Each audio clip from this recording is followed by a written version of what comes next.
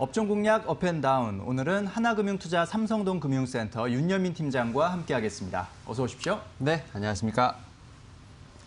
자, 먼저 오늘 상승이 기대되는 업종부터 화면으로 만나보시겠습니다. 자, 윤여민 팀장이 꼽은 상승 전망 섹터는 인프라 관련주입니다. 미국 대선 공통 분모는 인프라 투자라고 코멘트해 주셨는데요. 자, 이제 미국 대선이 한 달밖에 안 남은 상황에서 두 후보 모두 인프라 투자에 대한 강조가 있었다. 그렇기 때문에 인프라 관련주가 수혜를 받을 것이다. 뭐 이렇게 볼 수 있다는 거죠. 예, 이제 사실 뭐 지난주 같은 경우 우리나라가 이제 추석 연휴다 보니까 좀 네. 많이 좀 장이 좀 쉬었었는데 사실 그 사이에 좀 미국에서 좀 이벤트들이 좀 많았다라고 말씀을 드릴 수 있을 것 같은데 일단 뭐 트럼프 대통령이 코로나19를 좀 이제 감염된 부분도 있겠지만 일단 그 전에 이제 미국 대선 후보 간의 TV 토론회를 좀 주목을 해봐야 되지 않을까라고 좀 말씀을 드려보도록 할 것 같습니다. 일단은 뭐 사실 지금 계속해서 지금 시장의 조정에 대한 부분, 하락에 대한 부분이 많이 나오고 있는 부분이 있기 때문에 이럴수록 좀 더 실적이 있고 좀 확실한 모멘텀 있는 섹터를 좀 찾아볼까라고 좀 말씀을 드려보겠고요. 사실 이제 TV 토론에서 이제 계속해서 좀 주제가 좀 많이 나왔었습니다. 뭐 각 후보 간의 뭐 경력이라든지 여러 가지 좀 얘기가 나왔는데 우리가 주목해야 될 것은 이제 정책에 대한 부분이 아닐까라는 생각이 들고요. 사실 정책 중에서도 많은 부분이 좀 많이 부딪혔던 건 사실입니다만 그 중에서 한 가지 공통 분모가 바로 있습니다. 바로 인프라 재건을 통해서 일자리를 창출하겠다는 것이라고 볼 수 있겠는데 일단 뭐 인프라 투자라고 하더라도 약간은 좀 결이 다르다고 볼 수는 있겠습니다. 일단은 뭐 트럼프 대통령 같은 경우는 석탄 같은 이제 전통적인 산업 인프라를 좀 많이 강조를 했고요. 이제 바이든 후보 같은 경우는 태양광이라든지 어떤 청정 에너지 사업을 통한 인프라 투자를 좀 강조를 했는데요. 사실 그럴 수밖에 없는 게 공화당 같은 경우는 이제 내륙 지역에 이제 위치를 했죠. 농업이라든지 어떤 이제 전통 제조업이 이제 산업 기반이라고 볼 수 있겠고요. 일단 뭐 민주당 같은 경우는 이제 해안 쪽에 있는 뭐 금융이나 어떤 이제 청정 에너지 등의 어떤 기반을 뒀기 때문에 이렇게 좀 인프라 투자도 좀 결이 다르지 않을까라고 좀 말씀을 드려보겠는데 일단 뭐 인프라 투자 같은 경우는 사실 이제 트럼프 대통령도 계속 꾸준히 진행을 했던 부분이라고 말씀을 드릴 수 있을 것 같습니다. 사실 이제 올 6월부터 5G 관련된 투자가 좀 계속해서 좀 얘기가 나오고 있었던 부분이 있고요.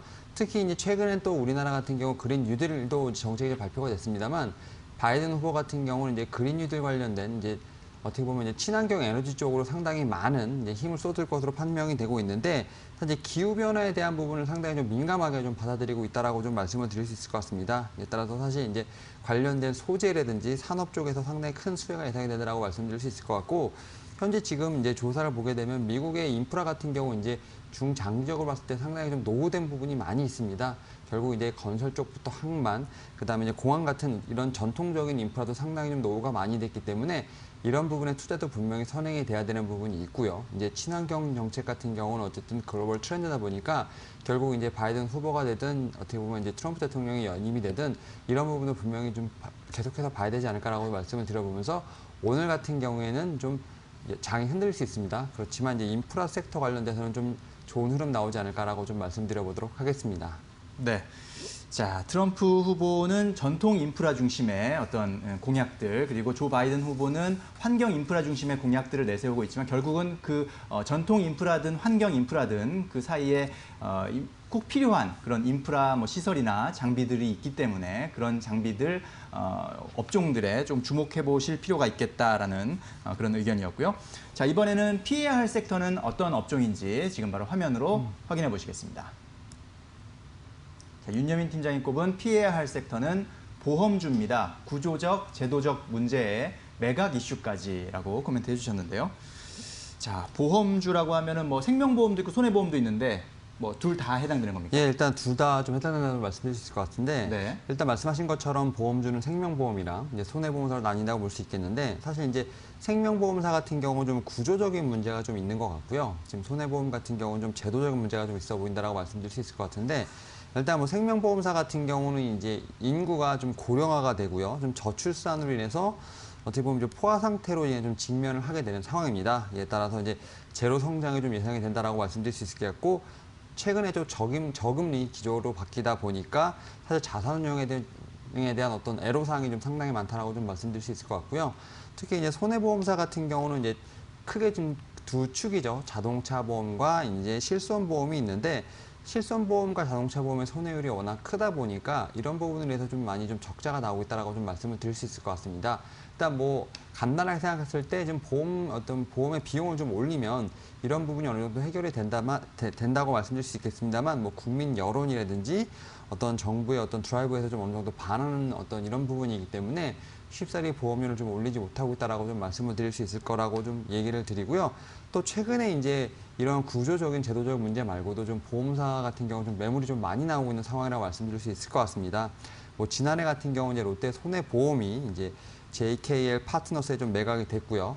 올해 같은 경우는 이제 프루덴셜 생명이 이제 KB금융지주에 지금 매각이 됐습니다. 특히 이제 프루덴셜 생명 같은 경우는 사실 이제 건전성이라든지 뭐 수익성 측면에서 상당히 좀 양호했던 회사임에도 불구하고 좀 어떻게 보면 매각이 성사가 되면서 약간 좀 충격을 던져둔 사건이라고 말씀드릴 수 있을 것 같고, 사실 이제 계속해서 지금 어떻게 보면 매각이 계속 이루어지고 있습니다. 뭐 더케이 손해보험 같은 경우도 이제 하나금융지주에 지금 어느 정도 매각이 됐고요.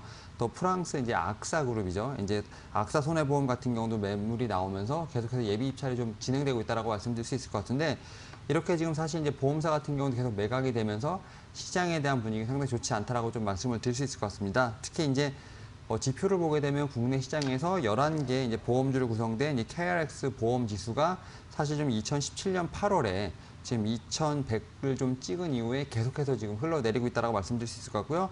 지난 이제 상반기 3월 같은 경우 이제 600선을 좀 터치를 하면서 거의 70% 이상 떨어진 모습을 보고 있습니다. 이에 따라서 사실 이제 보험사 같은 경우는 제도적인 문제, 구조적 문제, 솔직히 이제 그리고 이제 M&A 문제까지 겹치면서 사실 좀 상당히 좋지 않은 모습을 보여주고 있는 부분이 있기 때문에 현재로서는 딱히 좀 상승의 모멘텀이 좀 없어 보입니다. 이에 따라서 오늘 같은 경우는 보험에 관련된 종목을 좀 피하는 게 어떨까라고 말씀드려보도록 하겠습니다. 네, 자, 보험사, 생명보험사들은 고령화, 저출산이라는 사회적인 또 구조적인 문제에 직면해 있고, 손해보험사들은 손해율 부담이 커진 부분, 이런 부분들을 좀 해결하기가 어려운 그런 상황에 처해 있다. 이런 것들을 그대로 보여주고 있는 것들이 바로 보험사들의 M&A 소식인데요. 최근에 매각이 진행된 그런 회사도 있고, 진행되고 있는 회사도 있고, 진행될 회사도 있다는 것, 이런 점들을 감안해 봤을 때 보험 관련주는 좀 신중하게 접근하실 필요가 있겠다라는 의견이었습니다. 자, 그럼 이제 오늘 공략 종목 살펴볼 텐데요. 어떤 종목 갖고 오셨습니까? 예, 이제 저는 이제 인프라 쪽에서 좀 정보를 하나 갖고 왔는데, 이제 진성 TC라는 종목이라고 말씀을 드려보도록 하겠습니다. 네. 사실 이제 건설 중장비의 하부 주행체 부품에 관련된 사업을 좀 하고 있다라고 말씀을 드릴 수 있을 것 같은데, 사실 이제 미국과 중국에서 크게 좀 사업을 하고 있는 뭐 캐터필러라든지 존디어, 히타치 같은 이제 글로벌 선도 업체들을 좀 어떻게 보면 이제 고객사로 두고 있다라고 말씀을 드릴 수 있고요. 관련된 업체로서 좀 매출이 한 80% 정도가 좀 나오고 있는 상황이라고 말씀드릴 수 있을 것 같은데, 사실 이제 실적 측면에서 좀 봤을 때 사실 이제 올해는 상당히 좀 역성장이 좀 기대가 되는 부분이지만, 이제 내년에는 오히려 이게 이런 부분이 턴어라운드가 된다라고 말씀드릴 수 있을 것 같습니다. 이에 따라서 사실 올해보다 내년이 상당히 좀 좋다라고 말씀드릴 수 있을 것 같고요. 내년 같은 경우는 이제 건설기계 부품 쪽 매출이 한 3천억 이상을 좀 상회를 하면서 올해 대비 한 20% 정도 증가할 것으로 예상이 되고 있습니다. 하지만 이제 올해 같은 경우 좀 역성장을 하기 때문에 이런 부분을 분명히 참고를 하셔야 된다고 말씀드릴 수 있을 것 같고, 사실 또 이제 좀 건설기계지만 좀 추가적인 모멘텀이 있습니다. 바로 이제 수소와 관련된 부분인데요. 수소 연료 발전 부품을 지금 이제 두산 퓨얼셀에 납품을 하고 있는데, 두산 퓨얼셀이 상당히 좀 매출이 좋습니다. 이에 따라서 관련된 매출이 늘어날 것으로 판단되고 있기 때문에 건설 장비뿐만 아니라 수소 경제에서도 어느 정도 좀 모멘텀을 받을 것으로 판단이 된다라고 말씀을 드릴 수 있을 것 같은데요. 사실 이 종목 같은 경우는 시장에 조정이 오지 않았다면 주가가 훨씬 더 많이 올랐을 종목입니다. 하지만 오히려 좀 시장의 좀 조정에 따라서 주가가 다시 한번 좀 내려오면서 오히려 매수 구간을 좀 만들어줬다라고 말씀드릴 수 있을 것 같은데, 현재 상황에서 제가 볼 때는 충분히 분할 매수 관점으로 접근해도 괜찮지 않을까라고 말씀을 드려보도록 하겠습니다. 사실 이제 어떻게 보면 정고점이 12,900원인데 그 부분까지는 충분히 무난하게 좀 갔지 않을까라고 말씀을 드려볼 것 같습니다. 이에 따라서 목표가는 제가 볼 때 13,000원, 그리고 손절가는 좀 짧게 9,500원 제시해드리도록 하겠습니다. 네. 자, 글로벌 건설기계 시장에서 상당히 선전하고 있는 글로벌 선두 업체들과의 매출 비중이 80%를 넘는 그런 종목입니다. 진성 TEC를 오늘의 핵심 공략주로 추천해 주셨고요. 올해는 사실 뭐 코로나19 때문에 이런 글로벌 건설 사업 자체가 시장 자체가 활성화되지 못했기 때문에 올해 실적은 조금 기대에 못 미칩니다만 내년 실적에 대한 기대감이 크다 이런 부분들 좀 주목해 보셔야 될 것 같고 수소 연료전지 발전 부품 이런 사업도 하고 있다는 점 참고를 하셔야 될 것 같습니다. 자, 상승 예상 업종으로는 인프라 관련주 꼽아주셨고 하락 예상 업종으로는 보험 섹터 꼽아주셨습니다. 저희가 전해드린 투자 정보 잘 활용하시고요. 투자에 대한 판단은 시청자 여러분의 몫이라는 점 다시 한번 말씀드립니다. 네, 윤여민 팀장님 오늘 말씀 잘 들었습니다. 감사합니다. 네, 감사합니다.